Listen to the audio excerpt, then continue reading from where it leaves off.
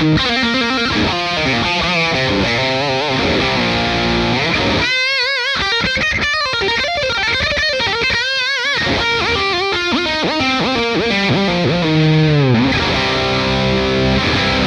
all happy? Let's do this thing. Okay.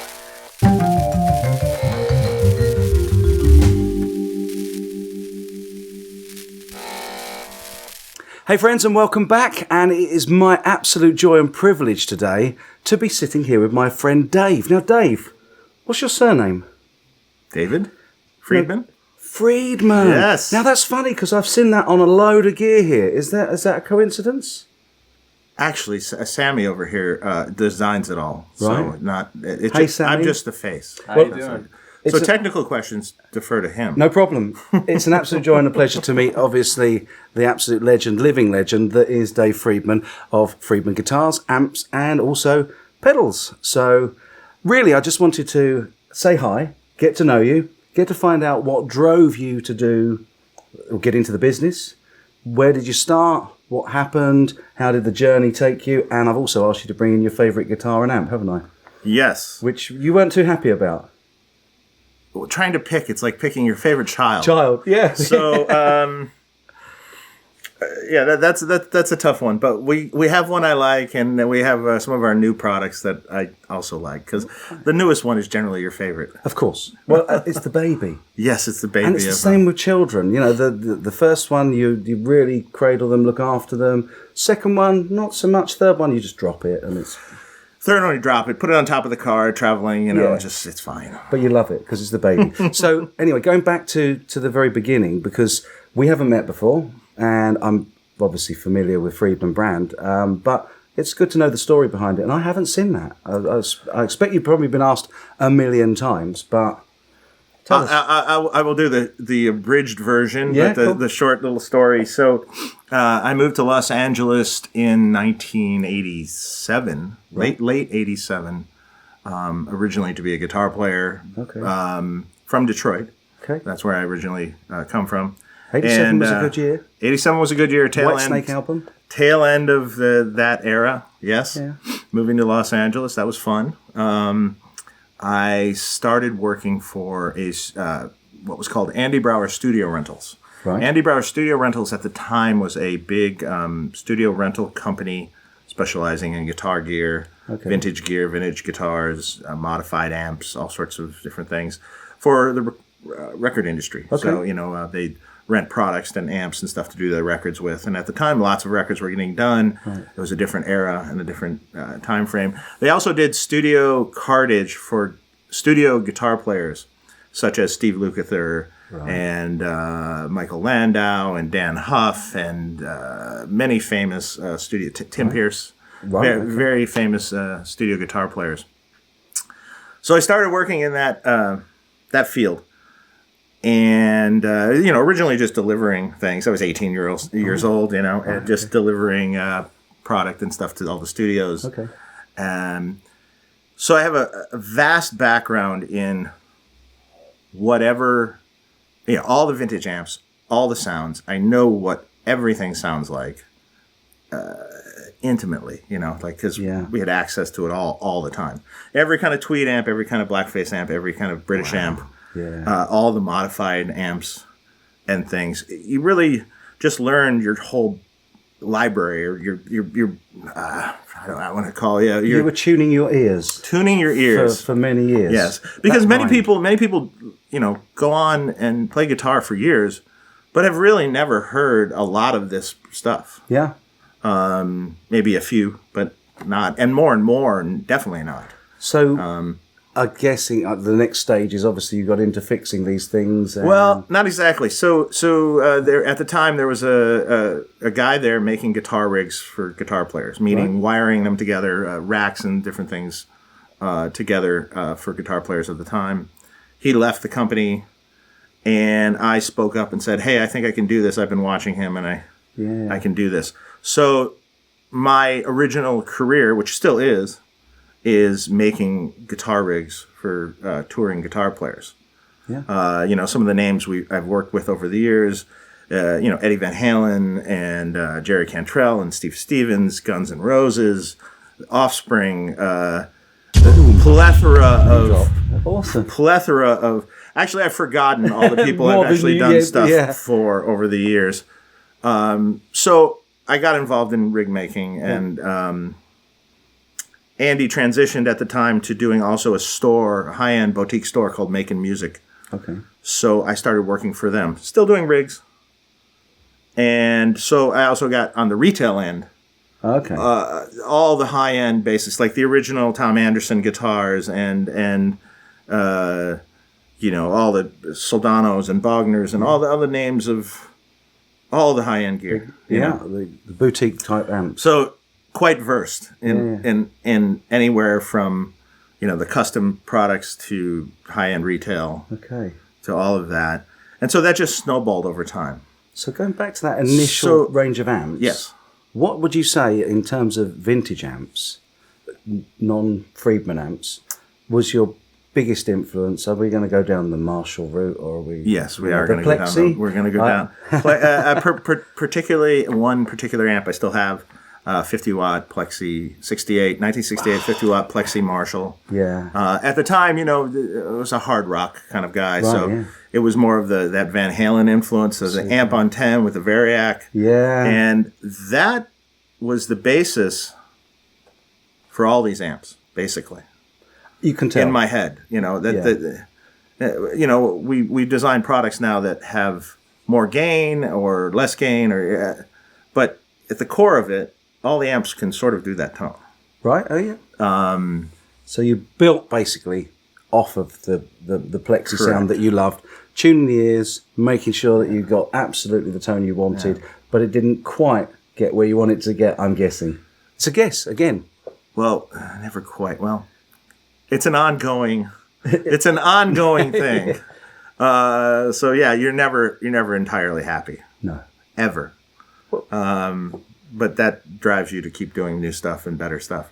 But how I got into amps was interesting. We'll touch on that real quick. Yeah. So in the early 90s, a guitar player that came to me that wanted a rig built.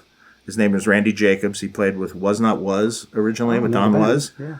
And he had a modified Soldano preamp, and it was modified by Bruce Egnater. And Bruce Egnater I knew from Michigan, from Detroit.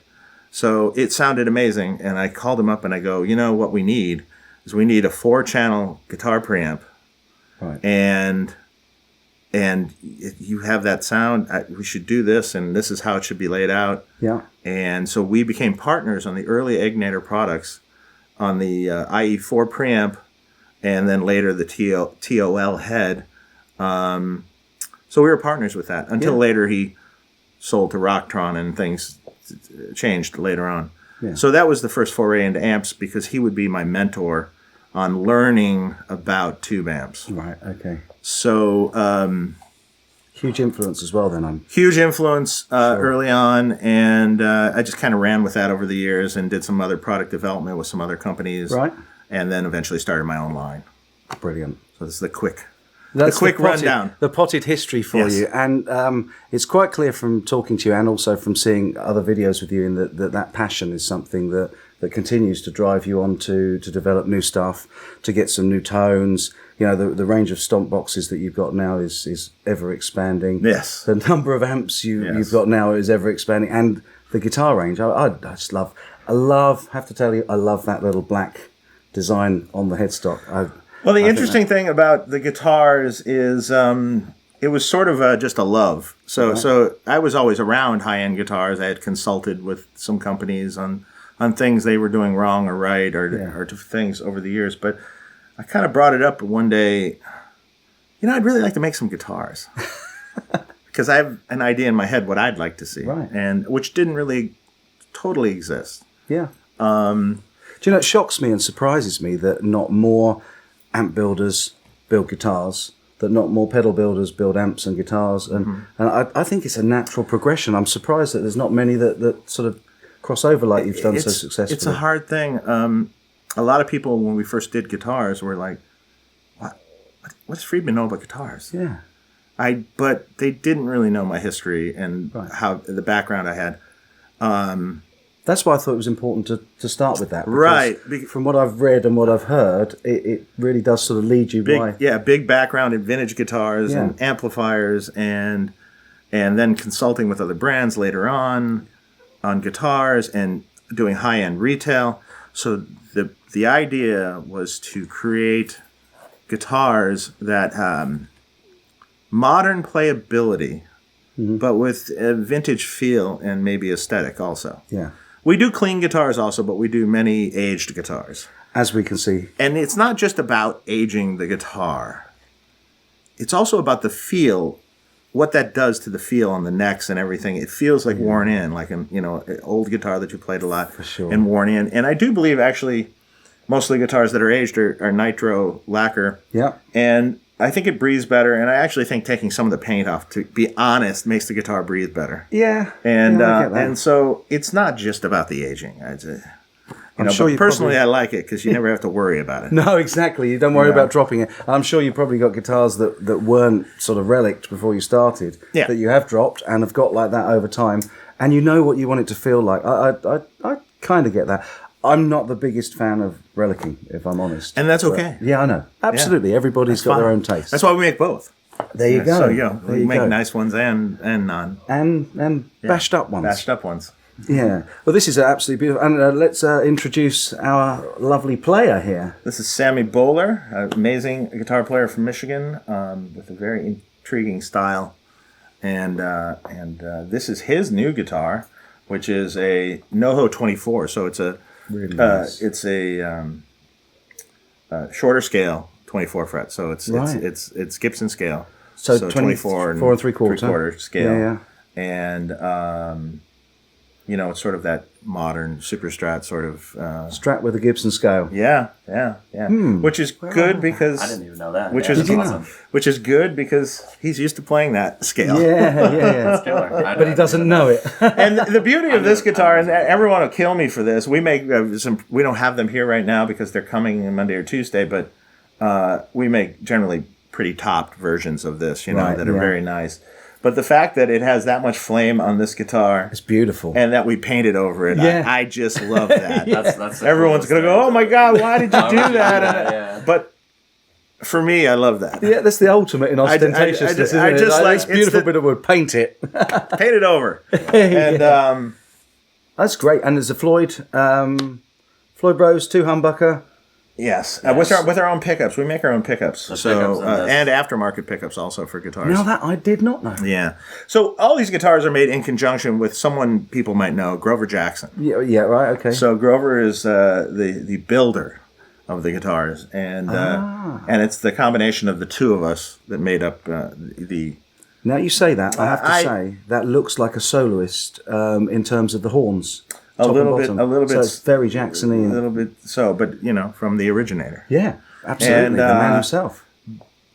But the details are the thing that I was very particular about. And Grover, if you look at other videos of us, he'll tell you that it's that I'm very particular about all the details of it. Right. Where he falls short in that, then I come in and go, no, we got to do it this way, and we have to do it that, and it has to be rounded on the edges of the neck, and it has to have the right fret edges, and the pickups we worked together on, right, and I voiced them to what I wanted to hear. Okay, so that's a really blue trait. Now I've just been reading a book called Surrounded by Idiots. It's not about being surrounded by idiots.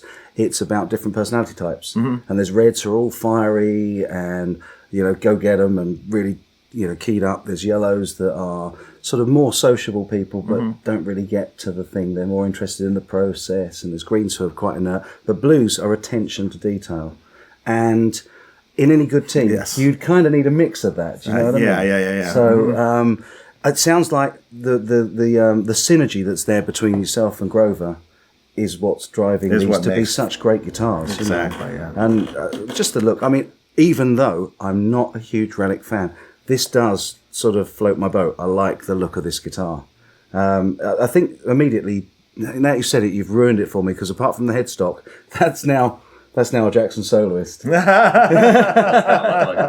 Yeah, yeah. But it's not, because it's not through neck. It's not a through neck. No, that's right. Absolutely. right. It's a bolt. It's a Charvel Model 4. Yeah. And it's all compound radius, also 10 to 14. Okay. And also we use what we call zero shift neck pins. Right. So there's 2 machined metal dowels Okay. that are They're under length. they come up from the pocket on the body into the neck. So it's 2 dowels. So the neck can't shift ever. Right. It's precision machine, so it can't shift ever.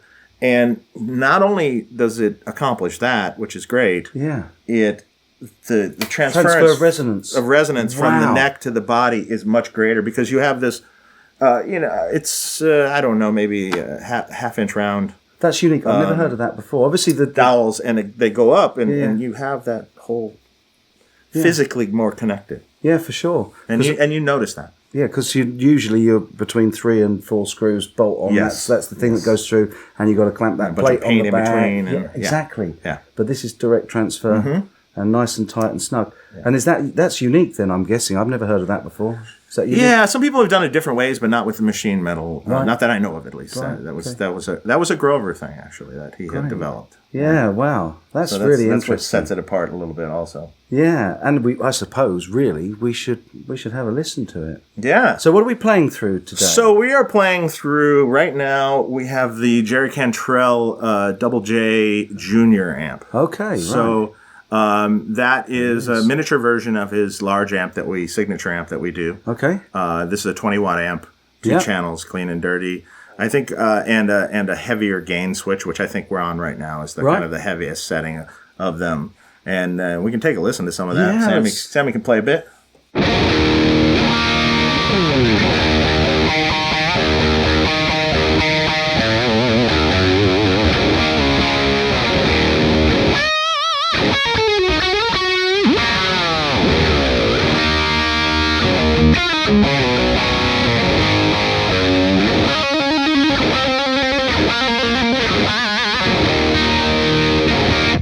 Hey Sammy, do you know what? I don't mind you playing, man. That's really Oh, nice. thank you. That's That's beautiful. It's that's a beautiful. It's thing. better than me playing, trust me. Yeah. It so says you. So says you. There's definitely. I mean, I get overtones of Marshall Plexi, but I'm going to say the phrase that I hate hearing everywhere, but it's on steroids. Mm-hmm. Yeah, correct. It's got a lot of good headroom. In terms of, I find that when you feel that the distortion's saturated in the top end or in the bottom end, it really, for me, it ruins a tone. But I like a nice saturated distortion in the middle. That's really nice. Yeah, or overdrive it. This is sort of like his signature thing that is his heaviest sort of sounding. Right. The amp can go lighter. It can do a lot of different things Yeah. than we have it set up for right now, but we just have an example. Beautiful. Yes. Really, really nice. And the other head that we got at the moment? The other head, we have the new BE 100 Deluxe. Right. 100-watt 3-channel amp. It has a clean plexi channel that we use, which is anywhere from sort of max gain AC/DC down to clean. Yeah. Then we have our standard BE channel, which we're on now, which is just our kind of that's been in a lot of our amps. Right. And there's many features, and that's a whole video in itself, just the features on that amp. So we won't go into too deep on that right at the moment. But we have it set up on the BE channel right now. We can hear a little of Let's that have a too. listen to that. B.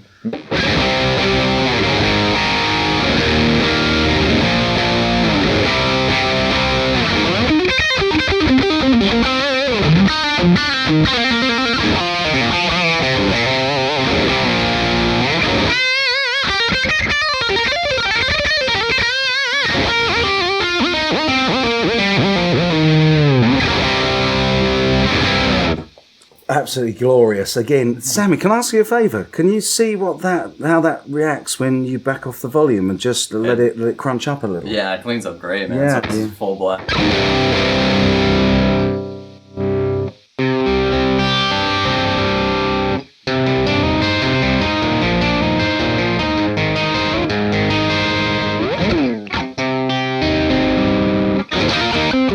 And then if you go to the other pickups too, like this is just the neck turned down a little bit. So neck full blast. But if you bring it down, Hendrix or something.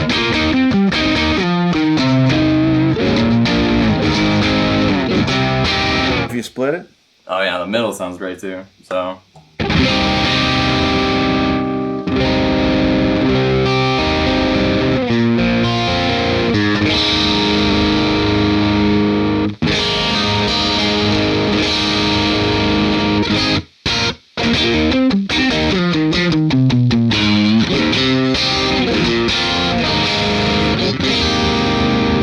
This setting on this amp is more of that plexi sort of blown up on 10 kind of thing, where the other amp has more of that heavy or saturated thing going on with it. That's exactly why I went to the let's see how it reacts to the volume pop, because sometimes you find that you get a little bit of bleed off of some frequencies when you roll that down, and amps that sound really, really great full bore suddenly sound a little bit thin. But that's beautiful. And here's the other thing. With our pickups, we don't use any compensation on that volume pot either. No. So, as you know, some guitars you roll down, if you have no compensation in the pot, it gets dull, and it's like, we don't use any of that. You don't? No. Right. None. Wow. I like that much better in a guitar, if your pickups will work with that. Yeah. Because the pot has a better taper if you don't have any treble bleed across it. Right. Otherwise, it screws up the actual taper of the pot. Okay. Wow. So, again, little details like we talked about. So, like absolutely. little details like that. Blue personality. Totally. Workaholic and attention to detail. You clearly love what you do. You have to love what you do. I've been doing it for a long time. But to put the amount of time, effort, and hours, how many years? 87, so that's 32 years. Yeah, I've never done anything else. 32 years of doing guitars, amps, messing pedals, with things, yes. tweaking. Yeah, tweaking. 32 years worth of tone tweaking to get where... And Are you working there? with artists that have helped over the years in that quest, yeah. I know the answer to this question, and I'm going to ask it anyway. Are you there yet? Not quite. I often... you like to create... the basis of what I created is there. Right. You always like to create new amplifiers that maybe have different feature sets from stuff you've done before. Yeah. Or slight improvements or slight more features. I think the basic tone that I developed is there. It's done. Yeah, for sure. And every time I try to improve upon that, I wind up just coming back to the same thing again. And it gets harder. Because it doesn't get better. It just gets slightly different. It gets harder and harder. But the reason I thought that I was sure that I knew the answer to that is because as a blue personality and from listening to what you say, you strike me as a bit of an Eddie Van Halen in terms of, although it's really, really good, and this is beautiful, everything that you do at the moment sounds fantastic. Take away your playing, but it still sounds fantastic. Right. But I know that kind of striving for that little bit more, and it strikes me you'll always want to tweak. So it's great. Don't take it the wrong way. I'm not saying you're not there yet. No, I won't say. Yeah. But what I mean is you're constantly striving. So it's still a company that's moving forward. It's still a company there's still stuff to do. Yeah, absolutely. I have some new ideas and new things in the future that'll come. Well, I have to say, many, many more years may that continue. And on behalf of the guitar community out there, I'm sure that millions have already said it to you, but thank you so much for what you have done so far. And I really look forward to what else comes out, Friedman, in the coming years. So excellent. Thank you so much for appearing in my video. Really great to meet you. Yeah, no problem. And thank you, Sammy, as well. Thank you. So, folks, let me know in the comments down below, as always, if you've got anything that you'd like me to get in touch with this man, because now we're in contact, I will be bugging him. He will be fed up with me sooner rather than later. So if you've got any questions, or if you'd like to see me do anything else with Friedman, amps, guitars, pedals, and stuff like that, do let me know down below. As always, this one has got to get a thumbs up, because this man is awesome. And if you haven't already, don't forget to click that subscribe button and the bell icon, because that can never hurt. And I'll be back with more 42 Gear Street. Thank you, Henning. And more great content just as soon as I can. And in the meantime, as always, you take really good care. Thanks, brother. That was awesome. Really, really good. Awesome. That was a great video. That was a great interview. Yeah, it was good. Oh, thank you.